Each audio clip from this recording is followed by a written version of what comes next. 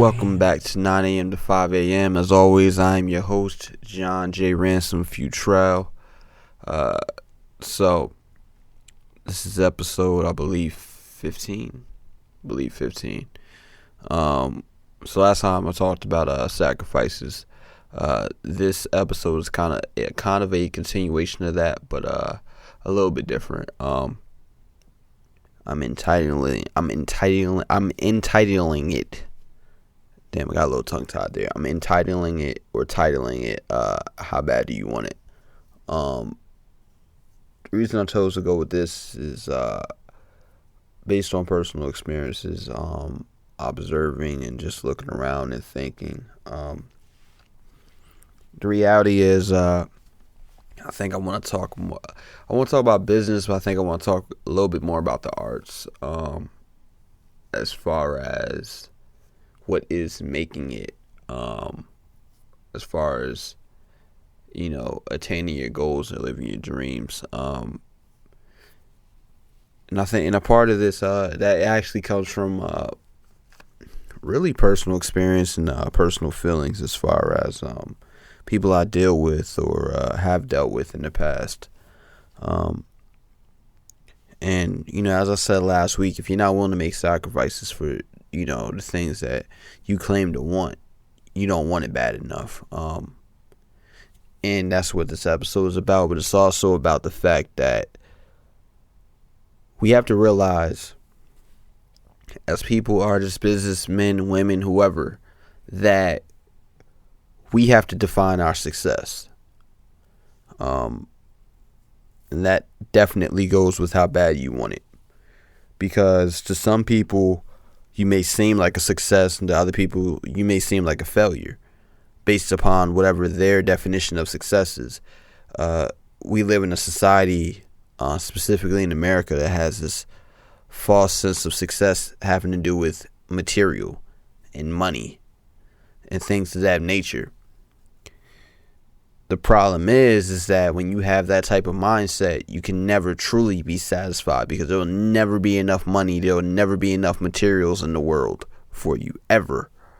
Like, it doesn't matter who you are, unless, you're a billionaire or multi-billionaire, I should say. I won't even say a millionaire. But even then, when you have all that money, you still have real life problems, real life issues, and real life things that you have to deal with. You still have to work your ass off regardless. You may have employees, you can sit back a little bit more, but you still got to work your ass off. So at the end of the day, it's one of those things for me where I was thinking earlier, I was making music, and I was thinking of the mindset that I had when I first started, as compared to my mindset now. Very different, some similarities, but I caught myself asking myself, the chip I had on my shoulder, that I still have on my shoulder to a certain extent, why do I feel so underrated? And this comes with how bad do you want it? Because for me, I think even with, interviews, having music played overseas, putting music on iTunes, distributing my own music, and blah, blah, blah, blah, having multiple successful websites, having semi-successful books, and still growing my brand, it's not where I want to be. Nowhere near. Hell, even doing this podcast, it's not where I want to be. These are just stepping stones for where I'm trying to go. However, feeling underrated or being underrated is a small case of insecurity, which for some of us, like me, it's like using insecurity as a way to motivate yourself to push beyond that. Perhaps that's not necessarily completely insecurity, but I think it still falls under the same category, in my opinion. It all has to do, put it this way, the whole thing, the whole thing has to do with ego. Pardon me for babbling. It's just like 2:30 in the morning right now. I'm like 2.5 hours away from sleep. It's been a long day. Anyway, fuck the excuses. Back to what I'm talking about.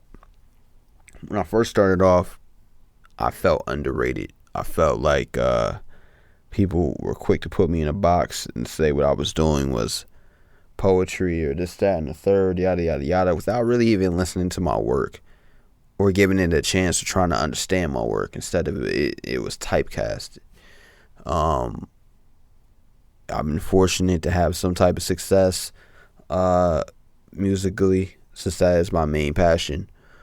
Although still, I get categorized as a poet, I get categorized as the writer and things of that nature. And that perhaps overshadows what I'm truly passionate about. And that shit comes with the territory, as well as graphically. And graphics or videos also overshadows my main function, which creates a huge chip on my shoulder. But then I had to ask myself, okay, these are the realities, but where are these things that are causing me to have a chip on my shoulder coming from? The people that I know. I'm going to say it again. The people I know, the people that I've allowed in my circle. So with that being said, it's my fault. I have to take responsibility because I have people in my circle that don't understand. They don't get it. And not for nothing, having that mindset, having that understanding, it doesn't mean that they have to completely be eliminated from your circle. It just means that your journey is not for them to be a part of because they don't get it. And they're not trying to get it. They already see you in a particular way, and that's just how they're going to see you. That's why they always say a stranger will support you first. Like, people close to you will not support you. They will constantly support strangers and not support you.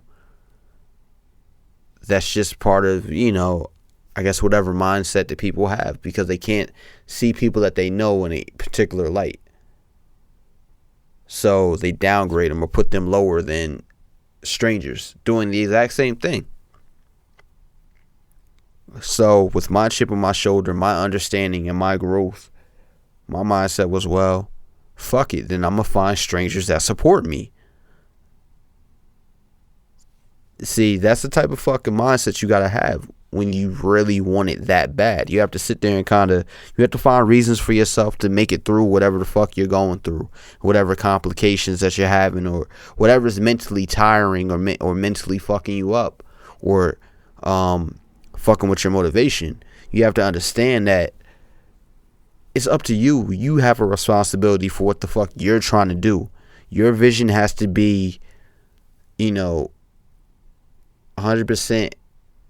Your vision and your action have to be 100%. Like, they have to, more than 100%, but they have to be on an even kill. They have to go together.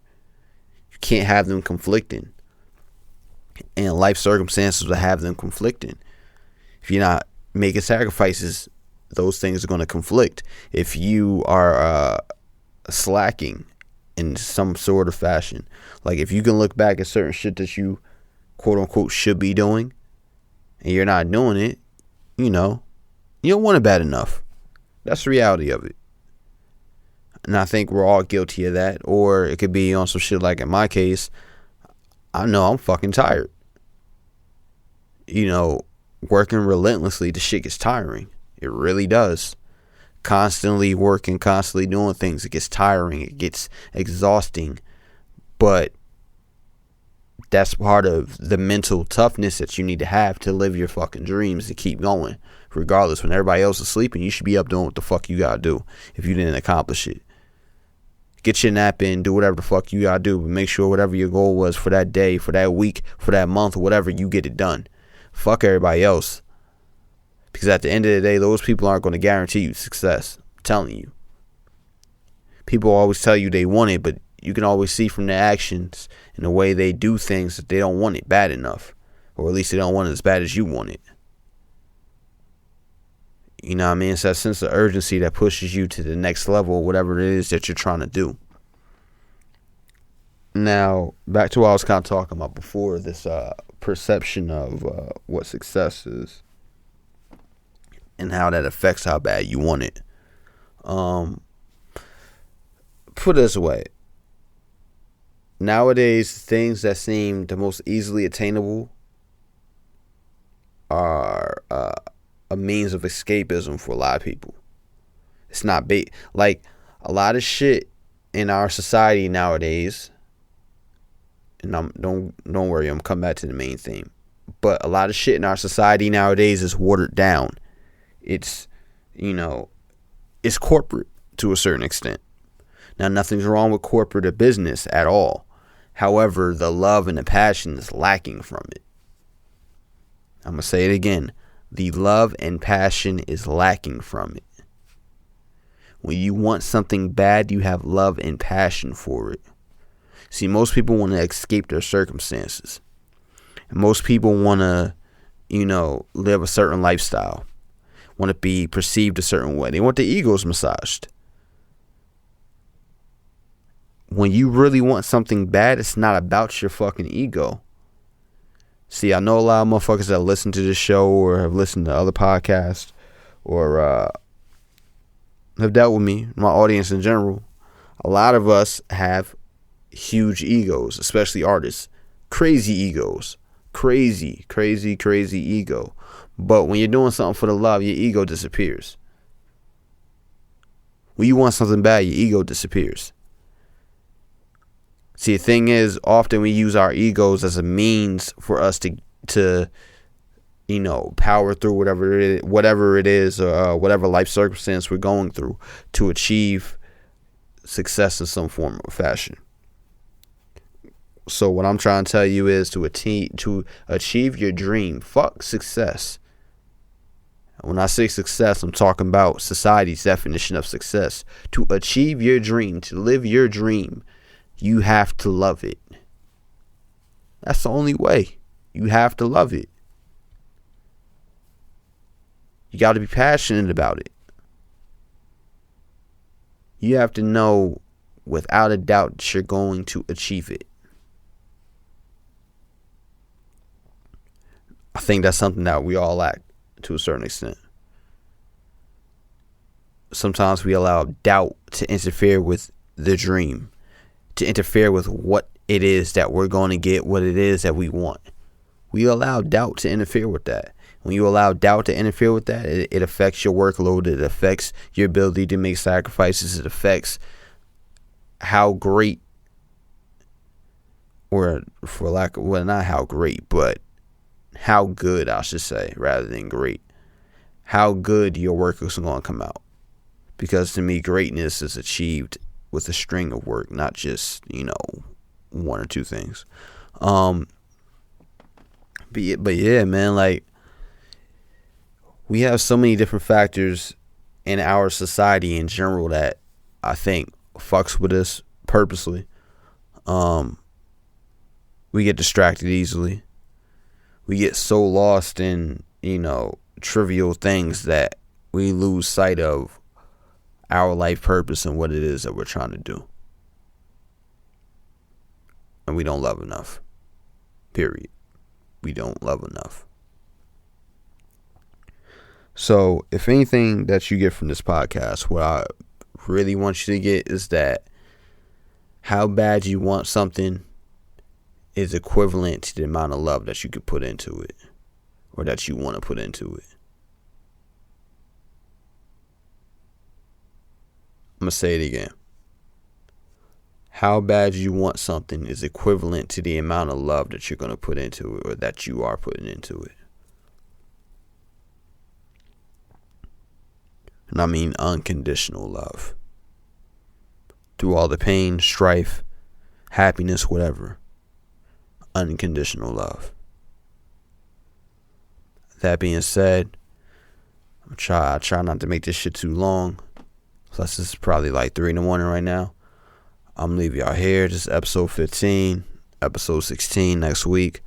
Peace and love. As always, John J. Ransom Futrell, 9 a.m. to 5 a.m. 9 a.m. to 5 a.m.